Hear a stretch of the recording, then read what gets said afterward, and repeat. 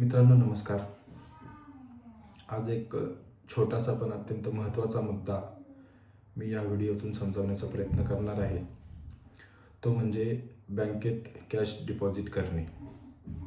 बहुधा माझ्या प्रोफेशनल आयुष्यामध्ये क्लायंट आणि बरीच लोक फोन करून विचारत असतात, समोरासमोर भेटून विचारत असतात की सर आपण बँकेमध्ये किती कॅश डिपॉझिट करू शकतो, किंवा अमुक एक रक्कम डिपॉझिट केली तर काय होईल. तर हेच मी आत्ता तुम्हाला एक छोट्याशा आणि सोप्या भाषेत समजवण्याचा प्रयत्न करणार आहे. याच्यासाठी आपण सर्वात पहिल्यांदा एक छोटीशी संकल्पना समजून घेऊ, ती म्हणजे SFT. तर स्पेसिफाईड फायनान्शियल ट्रान्झॅक्शन म्हणजे काय? बँकेच्या दृष्टिकोनातून असे काही विशिष्ट व्यवहार जे कस्टमरच्या अकाउंटला जर झाले तर बँकेसाठी ते बंधनकारक आहे की त्याच्या पॅन नंबर सहित ती माहिती इन्कम टॅक्स डिपार्टमेंटला कळवावी. आता सामान्य करदात्याच्या दृष्टीने महत्त्वाची बाब म्हणजे सेव्हिंग अकाउंट आणि करंट अकाउंट किंवा CC अकाउंट या खात्यांमध्ये भरली जाणारी कॅश.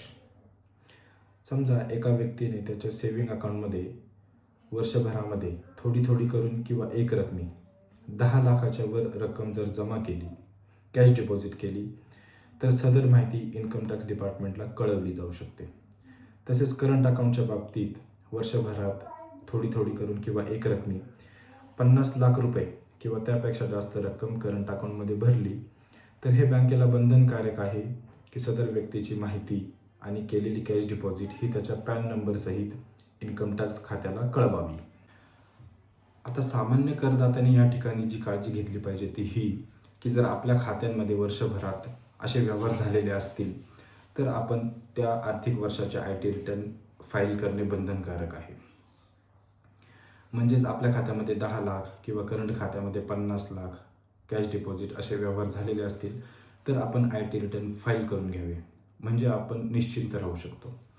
परंतु जर आपण असे व्यवहार केले आणि IT रिटर्न फाईल नाही केले तर साहजिकच आपली माहिती बँकेद्वारे इन्कम टॅक्स खात्याला कळवली जाऊ शकते. इन्कम टॅक्स अधिकाऱ्याचं आपल्याला पत्र किंवा नोटीस येऊ शकते आणि त्यानंतर आपल्याला केलेली कॅश डिपॉझिट याची माहिती त्या संदर्भातले डॉक्युमेंट सादर करावे लागू शकतात. जर आपण आयकर अधिकाऱ्याला समाधानकारक असे उत्तर देऊ शकलो, त्या संदर्भातली कागदपत्रे आणि इतर पुरावे सादर करू शकलो तर आपण निश्चिंत राहू शकतो. परंतु जर आपण त्याला दिलेले उत्तर, सादर केलेले डॉक्युमेंट समाधानकारक नसतील तर अनएक्सप्लेन्ड कॅश क्रेडिट ह्या संकल्पनेअंतर्गत आयकर अधिकारी आपल्याला 60% इन्कम टॅक्स लावू शकतो. म्हणजे जेवढी आपण कॅश डिपॉझिट केलेली आहे त्याच्या 60% टॅक्स प्लस दंड आणि व्याज वेगळा. तर ह्या अशा गोष्टी टाळण्यासाठी आणि निश्चिंत राहण्यासाठी सर्वात महत्त्वाची बाब आणि माझ्याकडूनही हा सल्ला राहील की आपण आपले आयकर IT रिटर्न वेळेत फाईल करावे, जेणेकरून आपल्याला निश्चिंत राहता येईल आणि अशा समस्यांना सामोरे जाण्याची गरज पडणार नाही. धन्यवाद.